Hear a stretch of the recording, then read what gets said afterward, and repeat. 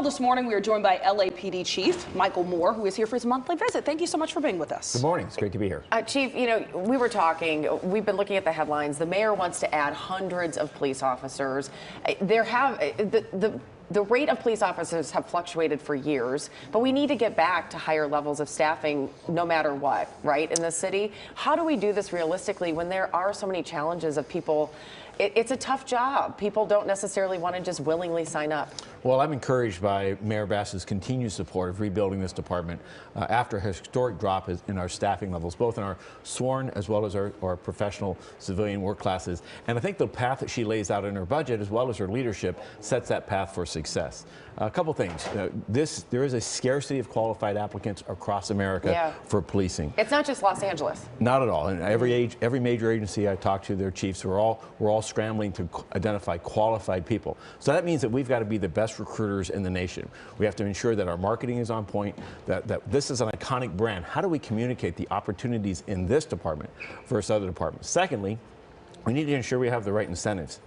We got to pay people. We got to pay people. We got to make sure housing and so forth is affordable. And then lastly, our process. We've got to improve the process. It takes too long. When an applicant's interested in being a member of this department, we ought to be able to work with qualified applicants, vet them quickly, and get them hired. Today, it's taking months and months to do that. And I believe that Mayor Bass's proposal, as well as her day-to-day management of this city and leadership, is setting the path for success. These are ambitious goals, but we certainly won't achieve them unless we set the bar high and we set those expectations high. And it sounds like you two have talked and a plan is now in motion. Absolutely. I have every faith that we're going to achieve this. We need it. This department, when we have a well-staffed and trained department, we have a safer city, and a safer city depends on those attributes. Yeah, I think residents will be happy to hear that you were hopeful about this, though. Yeah. We must be. We just cannot allow the status quo or just resign ourselves to, well, we're like everyone else across America that's scrambling for resources, and we just have to accept it.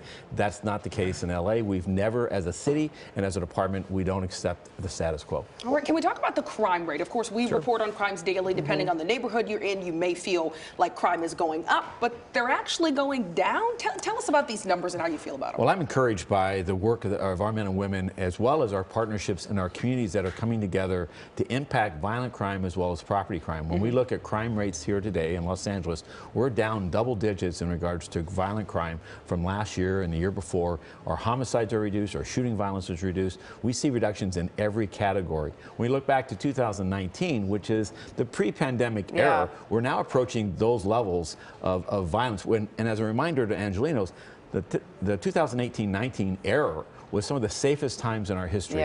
Now, having said that, we still have far too much gun violence. We still see too many lives lost at the hands of individuals wielding firearms. But our men and women are focused on that. We're working in partnerships with our federal partners to prosecute gun toters and traffickers. Lastly, on property crime, we need the continued help of the public to lock it, hide it, keep it. Because while we are making arrests and we're deterring those that are committing those type of crimes, their help in preventing crime is the most prominent antidote to see success. Well, and that's really a big problem when you talk about gun violence. When you look at the numbers too, when you talk about the pandemic and they spiked, you had people who were isolated, alone, scared. They're seeing store shelves, depleted. So it makes sense that those levels are there. But now we do have to tap into some of those fears and other things. And I don't know how you do that as a police department, but... Well, first, it's by being transparent and being candid. When we see instances of violence, when we see crimes in particular neighborhoods, it's not shying away from it and saying, well, look at the overall city. We know that, for instance, in downtown Los Angeles, the rates of violent crime and property crime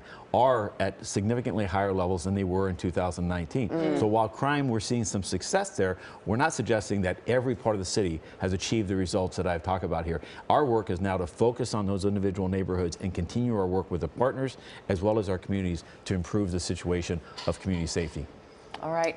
Chief Michael Moore, there's so many other topics I'd love to get to, but apparently we have a police pursuit. So we're going to get to that right now. Thank you for joining us. Yeah, we really appreciate it.